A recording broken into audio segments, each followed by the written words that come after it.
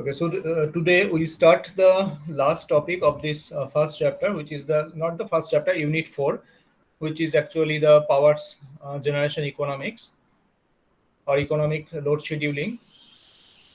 So when you cover the economic thing that considering the transmission loss, we see that the loss is expressed in terms of the plant generation, like this one. So here you see in this particular question, the transmission loss can be expressed in terms of the generation. So without these things, it is not possible to implement or generate economically considering the transmission loss. Because when the power is generated in the power plant and that power need to be transmitted to the load center through the transmission line, then transmission loss will be there. And as the transmission loss is there, so we need to try to minimize that one. And unless we are able to represent the transmission loss in terms of power generation or the unit generation, then it is not possible to implement that function. So how to represent the transmission loss in terms of generation? So this one is called the loss coefficient. That one is the last topic in this particular chapter. So today, first we start with this one, then we go for the generalized one. That is a very simple one, easy to understand how to find out the transmission loss as a function of the plant generation, but that may not be applicable in the real power system. So that's why after understanding this one, we go for the general formula. So here, able to see the screen, I hope. Yes, sir. Okay, so here you see that this is a very simple system, two plant system. Here, two units are connected. One is plant 1, another is plant 2. And one load is connected at D bus. Here, four buses are there. This C is the intermediate buses. So this A is the generator bus of plant 1, B is the generator bus of plant 2, D is the load bus, and C is the interconnection of all the buses. So I1 current and total load current is I1 plus I2. That is called the load demand. So load demand, sometimes it is represented in terms of the current also, not only in terms of power. Sometimes the load, it's not called the load demand, it's called the current demand by the load. So current demand by the load is I1 plus I2, where I1 is the generation of plant 1 and I2 is the generation of plant 2. We need to find out the transmission loss. These are the transmission lines. So from A to bus C, one transmission line is there. From bus B to bus C, another transmission line is there. And from C to D, the third transmission line is there. So there is total 3 transmission lines are there. We need to express the transmission losses in terms of plant generation. Okay. So as in the previous figure, these RAC, RBC, and RCD are the resistance of the line AC, BC, and CD respectively. Okay. So the resistance of this line is 1 minute. Let me change my pointer.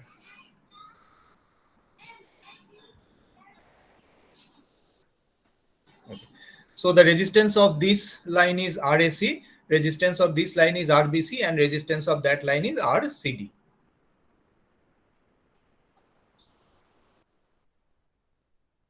Now, the transmission loss can be expressed as this is a 3-phase line. So total transmission loss PL, it's equal to 3 into I1 square RAC, because the I1 current is flowing through the bus between A and C only. So that's why it's equal to 3 I square into R. So 3 I1 square RAC plus 3 I2 square RBC, because this I2 current which is generated by the plant 2 is flow only between bus number B and C. So that's why 3 I2 square RBC and 3 I1 plus I2 square RCD, because this I1 plus I2 current, according to the Kirchhoff's current law, these I1 plus I2 currents are flow between bus number C and D. So this is the total transmission loss formula. Now let us assume that I1 plus I2 are in phase. Okay, so this one is a very good assumption. And in the next, when you go for the generalized formula, you see that if we just assume that one, which may not be true, but the error introduced due to that assumption can be minimized. So here the main assumption is that I1 and I2 or the current in the defined buses in a power system are in phase. That means the angle is same, so that summation of I1 plus I2 equal to I1 plus I2. Okay, sorry, the mod of I1 plus I2 can be taken as the individual summation of I1 and I2. This is only possible if the phase angle between the currents are same. This is one assumption. So if we replace the value of I1 plus I2 by the summation of I1 plus I2, then the equation 1 can be represented like this. Now if we just break this one, it can be 3I1 square RAC plus 3I2 square RBC plus 3I1 square plus 2I1 I2 plus I2 square RCD. Okay. So just check this one. Any problem up to this? And that only be possible if we assume that I1 and I2, the phase angle is same of all the currents in the network. And here in this particular network, only two currents are there, I1 and I2. So ultimately we get this one. After modifying this, after rearranging this one, ultimately we get PL equal to 3I1 square RAC plus RCD plus 3I2 square RBC plus RCD plus 6I1 I2 RCD. Now come to this P1, P2 and V1, V2. So P1 is the three-phase power output at plant 1 at power factor cos phi 1. P2 is the three-phase power output at plant 2 at power factor of cos phi 2. V1 and V2 are the bus line voltages of plant 1 and plant 2 respectively. So if we noted this power and voltage like this one, so we can write the I1, that means the current generated by plant 1 equal to P1 by root 3 V1 cos phi 1. Okay, because we know that root 3 VLIL cos phi equal to P1. So just interchange the side. This is the I1 and similarly this is the I2. It's equal to P2 by root 3 V2 cos phi 2. Now if we replace the value of I1 and I2 from equation number 4 and 5 to equation number 3, it looks like this one. Okay. The equation 3 is also written here. Now represent the value of I1 and I2 from equation 4, 5 to equation 3. It's become this 3 into I1 square. So P1 square 3 V1 square cos phi 1. So these I1 and I2 values are replaced here. Now modify this one or rearrange this one. Take the P1's common, P1 square common. We take this. Take the P2 square common. We get this term. And take the P1, P2 common. We take this one. So equation 6, that means the previous equation, that one can be represented P1 square. Remember, listen very carefully. That expression can be written as PL, total transmission loss, equal to P1 square B11, then 2 P1 P2 B12 plus plus P2 square B22, where this B11 is this term, B12 equal to that one, and B22 equal to this one. So these are called the loss coefficient or B coefficient, and the unit is megawatt inverse, because this is the resistance and that is the voltage square. Cos, there is no unit for the cos, so this is a voltage square inverse of the voltage square by the resistance. So if you just calculate it, it's become the megawatt, 1 by megawatt. So that means it's equal to power inverse, provided this one is in kilovolt and that one is in the ohm.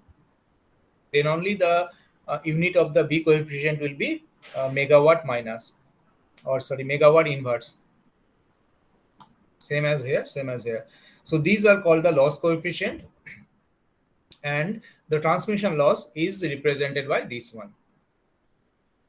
So here you see the transmission loss is proportional to the plant 1's power, plant 2 power, and the interconnection of all these things, because here whatever you consider this, just consider this figure.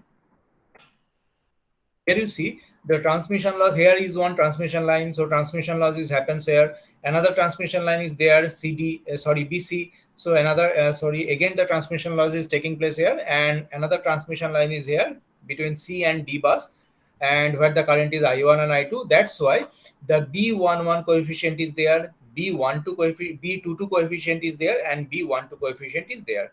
So if the some transmission, if some generator is not contributing the transmission loss, then that coefficient will be definitely become 0. Same here, because here you see that here also two power plants are there, but the transmission loss is proportional to only the PGB. Here the transmission loss is not proportional to the PGA, because this PGA power is not contributing any percentage or any share in the transmission loss. All the power, all the currents is flowing from this plant B to this particular load A through this transmission line. So that's why if any particular generator is not contributing any part of the transmission loss, that coefficient should be 0. But in general, the formula is like this. So in general, the formula is like this.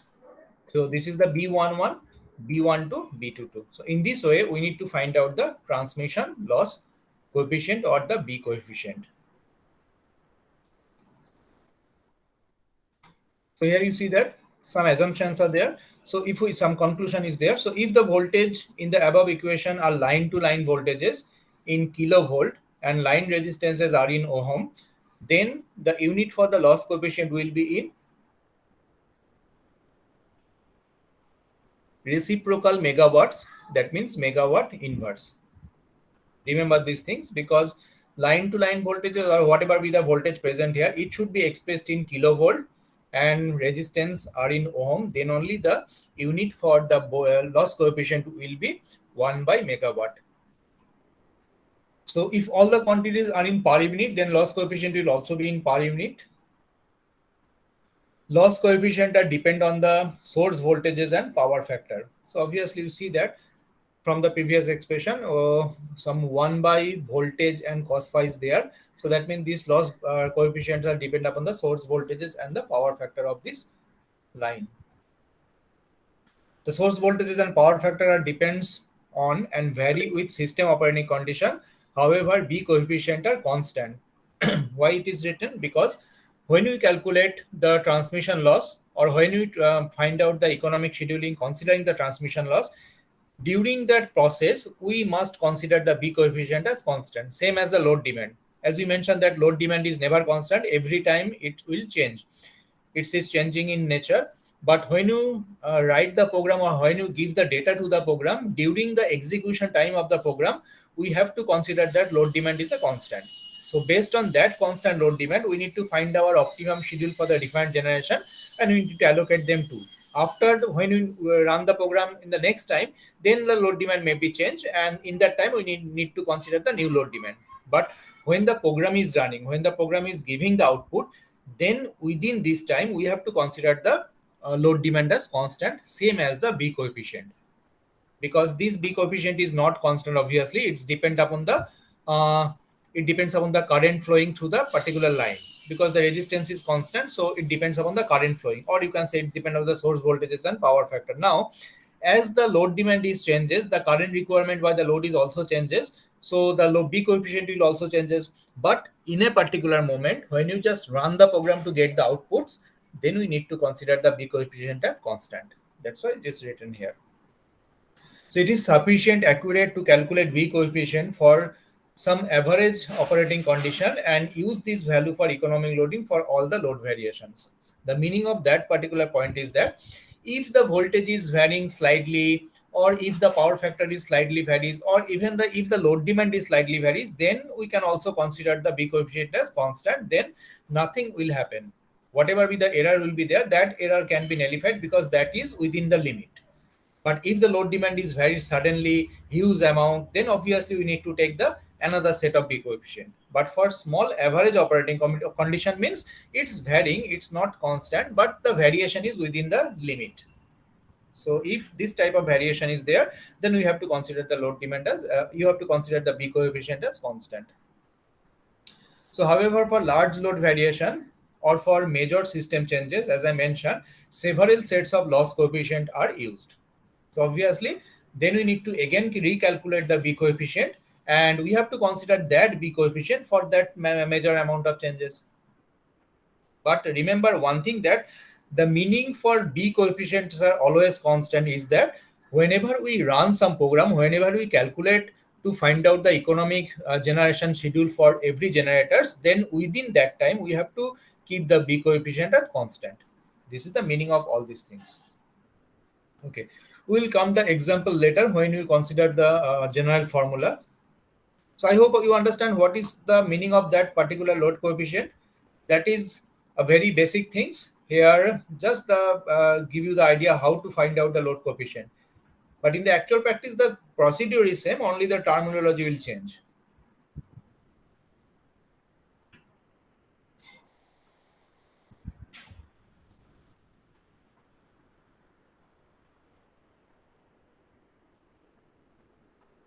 Okay.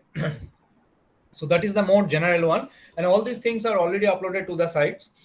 You can easily download that one. That one is not a password protected. So derivation of transmission loss formula. Here, how to find out the transmission loss formula. This one is proposed by the Cron, scientist Cron proposed this one. So here you see, this is a simple power system using two transmission or the two generator, plant 1 and plant 2. Okay, and three figures are there. So what is the meaning of this three figure? Here, several load lines are there. Here, k number of load lines are there.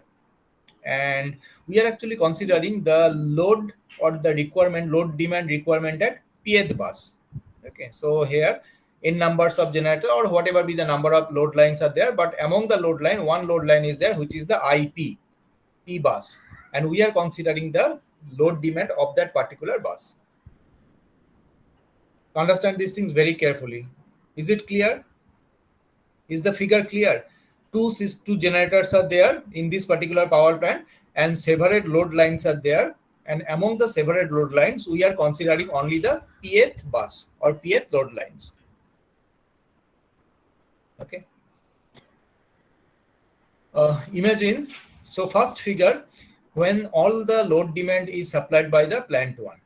So imagine that the total load current demand ID. ID means the total load demand, not the in terms of power, but in terms of the current only, is supplied by plant 1 only, as in figure 1. So here you see the plant 2 is disconnected from this system and plant 1 is connected only. So all the load current demand must be supplied by the plant 1.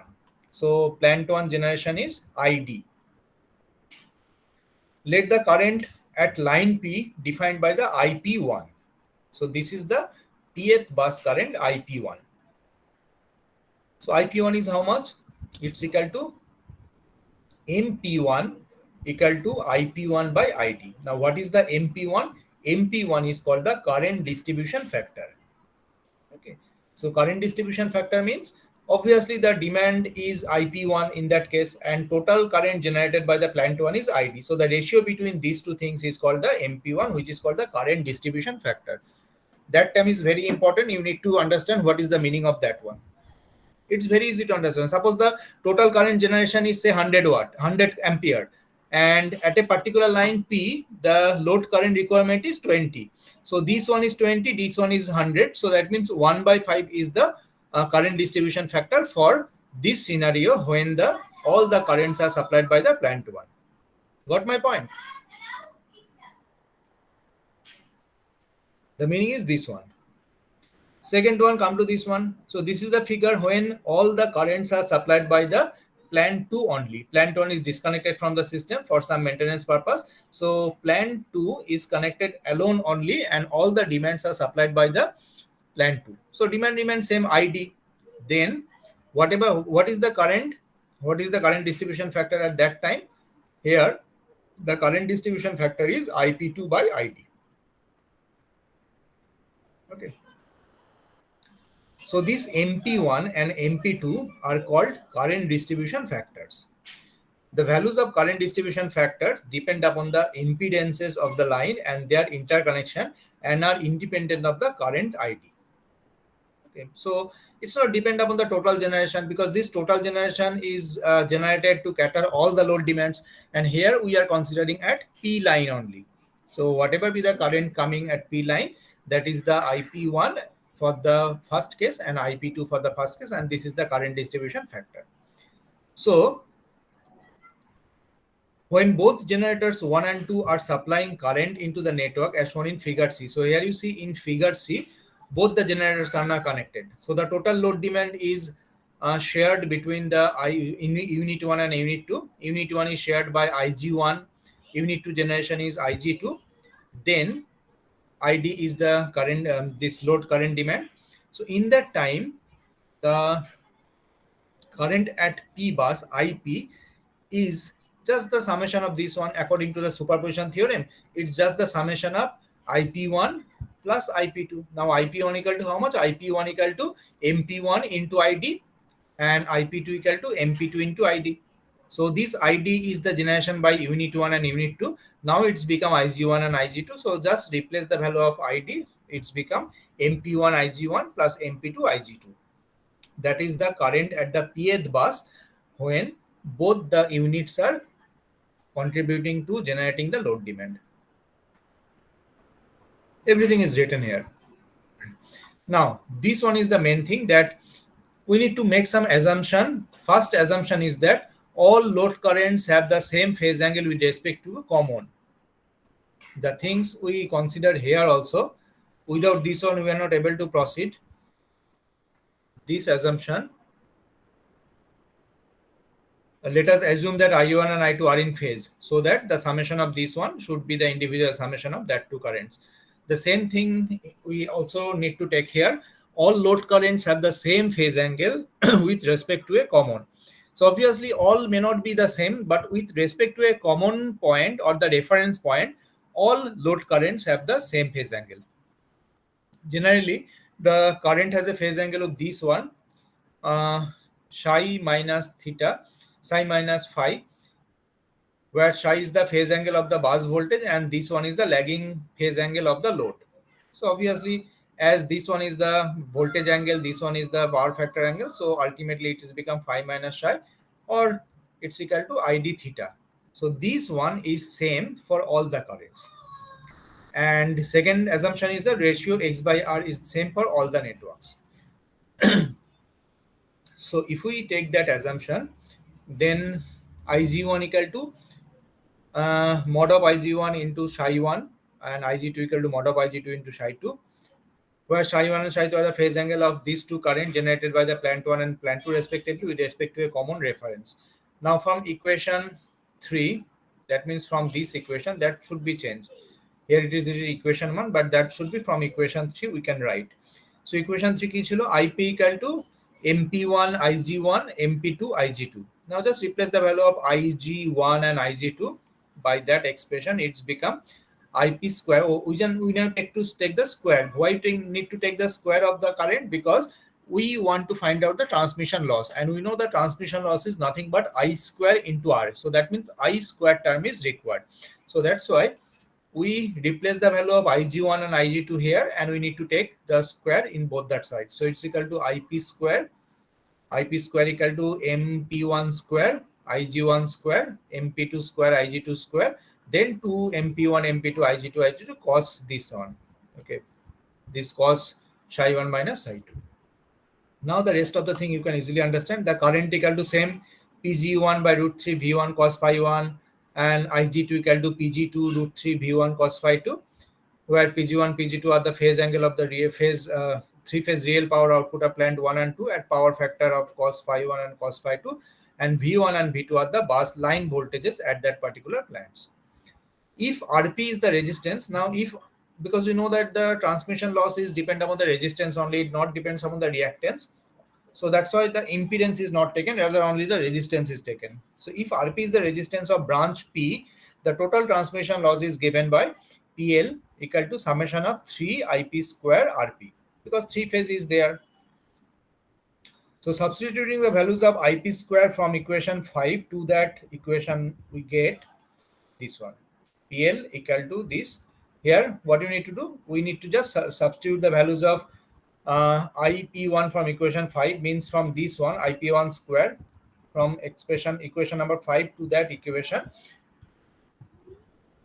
Then we get this one ultimately.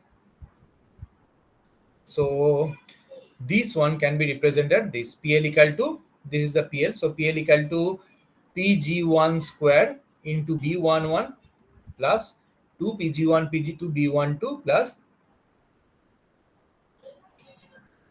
2 Pg2 square into B22, where B11 equal to this term, B12 equal to this one, and B22 equal to this one. So these are called the loss coefficient. Okay. Now one numerical will make you all these things clear.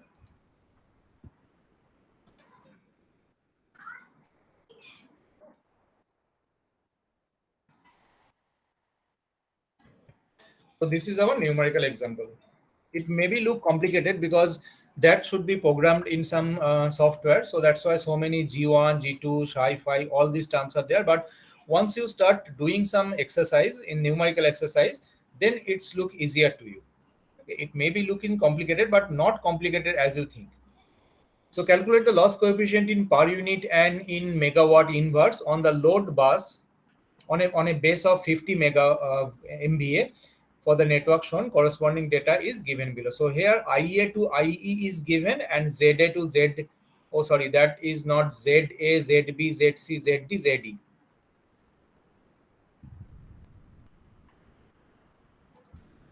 That should be changed.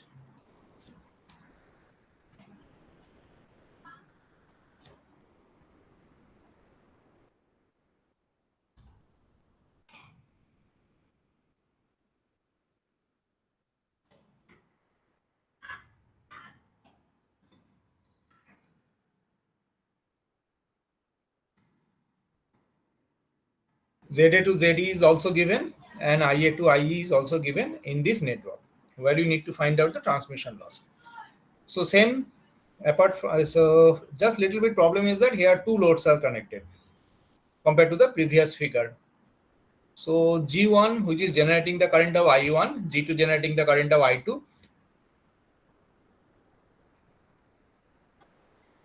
Then one load is connected at D, another load is connected at E. First load current is ID, second load current is IE, and the intermediate currents are IA, IB, and IC. And this is a reference bus whose voltage is mentioned as unity. We need to find out the loss coefficient of that sample network, and where all IA to IE current is given and the ZA to ZE impedances are also given. So first we need to find out the total load current. So total load current is ID plus IE, because two loads are there. This is one load, this is another load. So total load current is ID plus IE.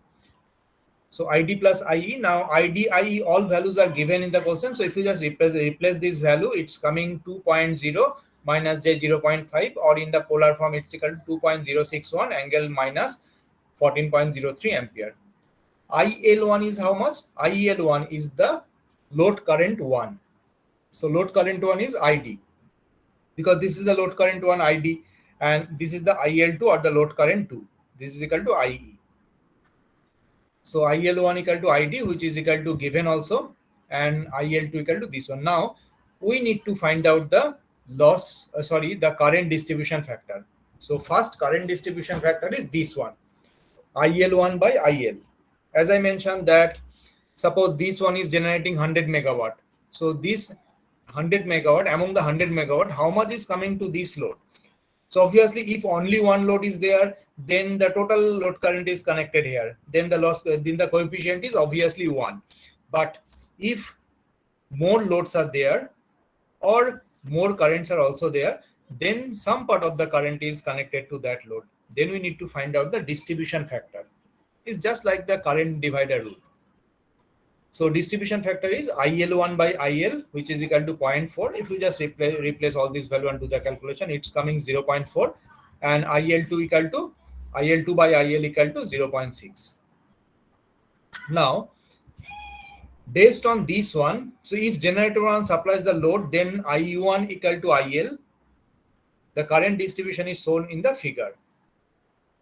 How the current is distributed.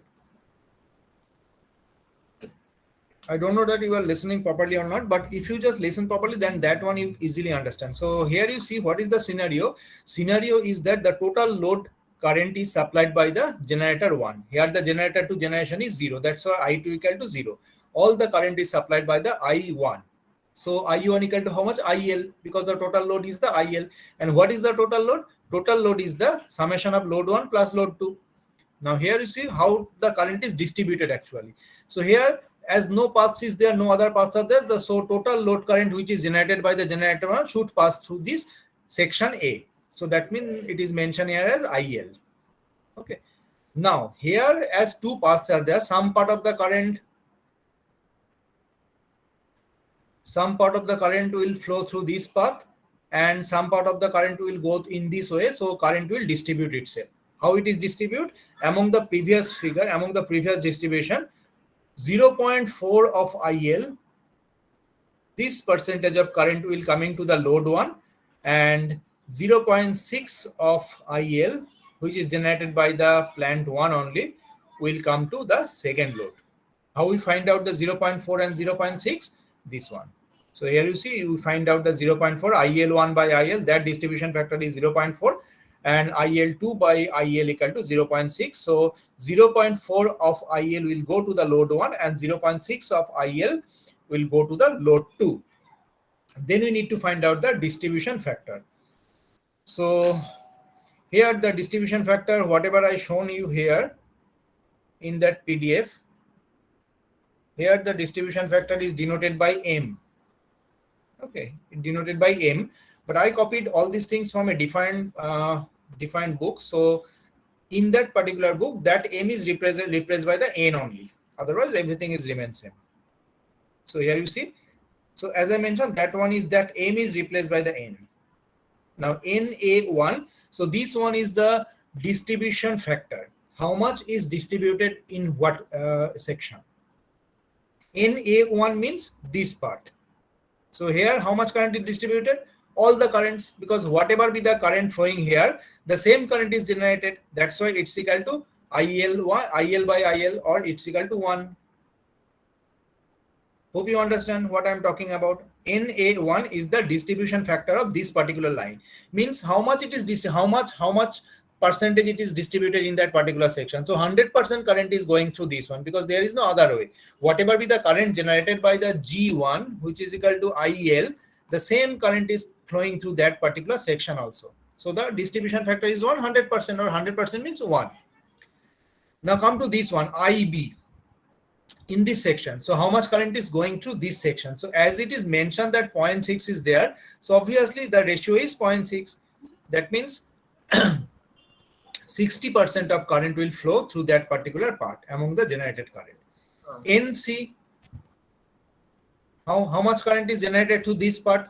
So as you see, no current is flowing to that part. Whatever be the current is generated here by the generator 1, no part of the current is coming to this one, because the load is not connected here. All the current is going through this path. So no current is there up to beyond this point.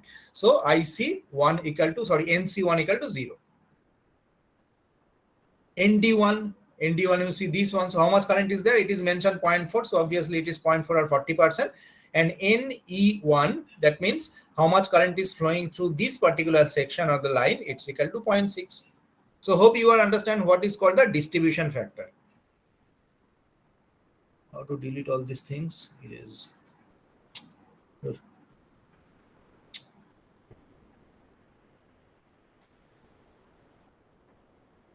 Okay.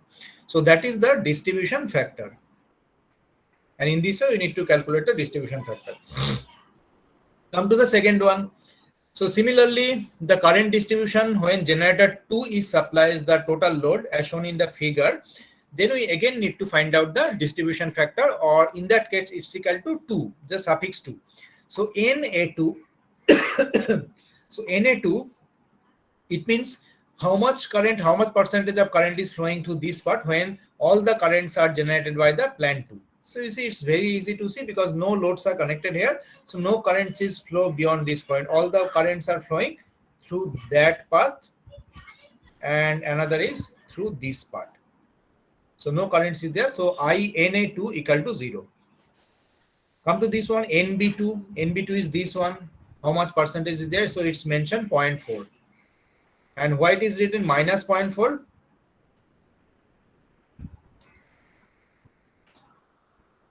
So why it is written minus 0.4?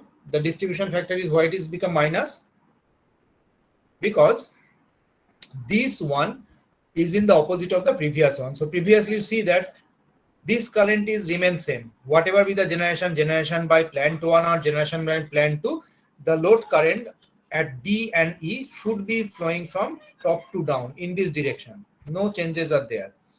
But this C also and A also. But in this section B, when the generator 1 is generating all the load, the current is flowing from left to right. But when the generator 2 is generating all the load, then the current is flowing from right to left. So that's why the minus is there. This current is opposite from each other. Each other means when all the things are generated by 1 and generated by 2. So that's why one minus term is introduced here. NC2, all the currents, obviously it is 1. ND2 0.4 as it is mentioned, NE2 0.6 as it is also mentioned in the figure. Okay. Now, after finding out the distribution factor, we need to find out the voltage and power factor of this particular bus.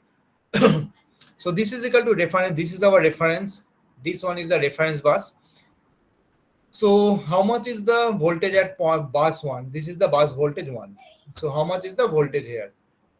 So this voltage is nothing but V reference plus ZAIA. Why? Because as you see, the current is flowing from bus 1 to reference bus. This current is flowing from left to right direction. So obviously V1 has the higher polarity compared to the reference voltage. So that's why it is the reference voltage V reference plus IA into ZA. ZA is the impedance of that section A. So that's what V reference plus ZA into IA. Now every value is given. V reference is given 1 angle 0. ZA is given in the question in the first slides. IA is also given in the question. So if you put all these value, ultimately it coming 1.06 in polar form, angle 4.78 degree, or in the rectangular form it is this one in per unit. Now we need to find out the V2 also. V2 is the voltage at the second generator bus, V2. So now you see, in that case, here the IB flowing in the opposite direction, and this IC and IB are flowing in the opposite to another one direction. So it's equal to V reference plus this voltage. So V reference minus ZBIB plus IC into ZC, because as the currents are flowing in different way, so this is our V2 voltage at that particular point. Okay. Now again, all the things are given in the question. ZB, IB, ZC, IC, V reference, all are given in the question. If you just substitute all these value, ultimately it's coming 0.93 angle minus 3.10 degree, or in rectangular form it is in per unit. So after finding out the V1 and V2, then we need to find out the current phase angle. So current phase angle is how much? This psi 1. What is the value of this one? So this is the angle of I1 or IA. It's equal to tan inverse 0.4 by 1.2. It's equal to minus 18.43 degree. That one is given in the question also, because the IA value is given. So as IA value is given, so from 1.2 minus J 0.4, if you just take the tan inverse B by A, the voltage will be found out, the angle will be found out. Same here. This psi 2 is the angle of I2, which is equal to IC. This one is minus 0.1 by 0.8, which is equal to this one. The cos of this one equal to just minus 18.73 or minus of minus 7.13. If you just take this thing, it's coming 0.98. So power factor angle phi 1, that means the angle between the voltage and current here is this. How to find out this one? So here you see 18.43 is there, and voltage angle is this one 4.78. Okay, so 4.78 plus of this. This is the phi 1, and second one is 7.13, and that angle was minus 3.10. So it's equal to 7.13 minus 3.10. So ultimately it's equal to this one. So this is the phi 1 and phi 2, and cos phi 1 and phi 2 is this. Then we just need to put it in the formula, because The general formula says that B11 equal to summation of NK1 square RK by V square into cos phi 1. As I mentioned, that one it looks complicated, but it is easy to mention. This K means how many buses are present in the network, and here you see 5 buses are there: A, B, C, D, E. Okay, or you may say section, not the buses. This is the section. So this N1 equal to 1.0, NA1 equal to 1.0. You have calculated NB 1.6, NC1 0, ND 1.4, NE1 equal to 0.6. So we need to put all this value. So 1.0 NA1 into RK. RK means the resistance of that part. That one is also calculated 0.02. Then B 0.6, this one. Then C is 0. Then D, and this is the E. Then voltage V1 is also calculated 1.06. Magnitude cos phi 1 is calculated here. Cos phi 1 is 0.92.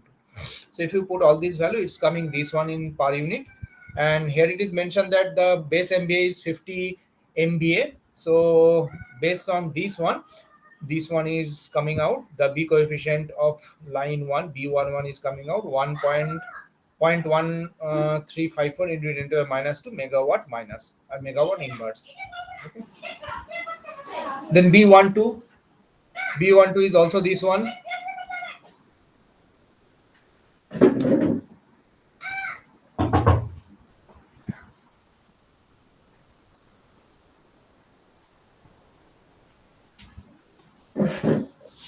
Then B12 is cos phi 1 minus I2 by V1 V2 cos phi 1 phi 2 into this. So here also you need to put all this value and do the calculation. Ultimately it's coming this one in per unit, and that one is megawatt inverse. At last B22 is this one.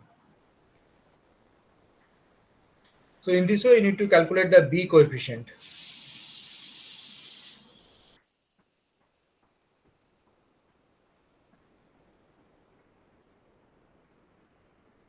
Okay.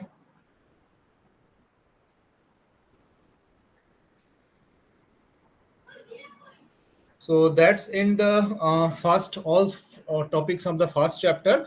Then after the puja vacations, we will start with the this first basic things. This PDF is also with you. That one, economics of generation.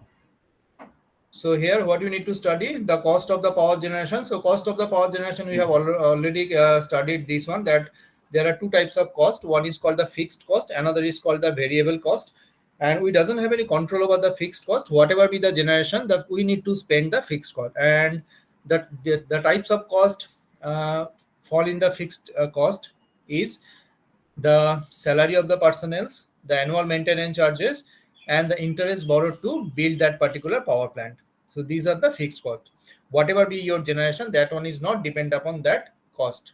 So you have to spend this cost. This is called the fixed cost. Second type of cost is there, which is called the variable cost. That one is totally depend upon the generation. If the power plant is generated more amount of power, then we have to take, I am talking about the thermal power plant only, then we have to buy more amount of fuel, we need to buy more amount of coal. So this particular fixed variable cost is depend upon the fuel cost only. Generation more, the cost is also more, the variable cost is also more. Generation less, the variable cost is also less. And there is no generation, variable cost is also zero. So our main aim is to control the variable cost, because as we don't have any control over the fixed cost, so our main target is to minimize the variable cost. So that's why the cost of generation of thermal, hydro, and nuclear. The same thing is applicable for the nuclear also, because we need to buy the nuclear fuel also. And in case of thermal, we need to buy the thermal fuel, that means the coal. But in the hydro power plant, as there is no running cost of the hydro power plant, all are free, because the water flow is the free. But to build the things, we have to spend huge amount of money compared to the thermal and nuclear power. The building cost of the hydroelectric power plant is more costlier than the thermal and nuclear plant, because we have to take several things, you keep in your mind, to control the environment, to control the water. Otherwise, you see nowadays the south portion of the West Bengal is also flooded due to the according to our CM, that there is a unmeasurable water disputed from this DVC. That's why all these things are flooded. So we have to keep all these things in our mind. But the running cost of the hydropower plant is very low. But the fixed cost of the hydropower plant is very, very high. So again, obviously, these costs have some percentage of the implication on the hydrogenation, obviously. So hydrogenation is not free of cost. Then we know that how many types of consumers are there in the distribution system: domestic, commercial, industrial, etc. And this concept of load factor. So from here you can get so many numericals also, because you need to know the definition of this load factor, plant capacity factor, use factor, diversity, demand, all these things. And you need so many numericals are there based on these factors. And at last we need to know the choice of the size and number of generating unit, that how many sizes are there, how many megawatt should I generate. That one is depend upon the load forecasting. What is called a load forecasting? Because before the actual power is supplied, the engineer, the planning engineer, rather the generating engineer, the electrical planning engineers, they are actually planned, or they are actually calculate how much maximum load demand is there in a particular area where they would need to be served. Suppose in Kolkata, so how much maximum demand is? So Kolkata is a very big city. So here the general demand is also more compared to any other rural portion of the country or the state. So that's why first we need to know the load forecasting or the pre-calculated load demand. So after the load demand is calculated, then we need to know, suppose the load demand is 1000 megawatt. So 1000 megawatt is not possible for generating by a single unit. So that means in our power plant, suppose 2 or 3 or 4 units should be there where the generation is that one.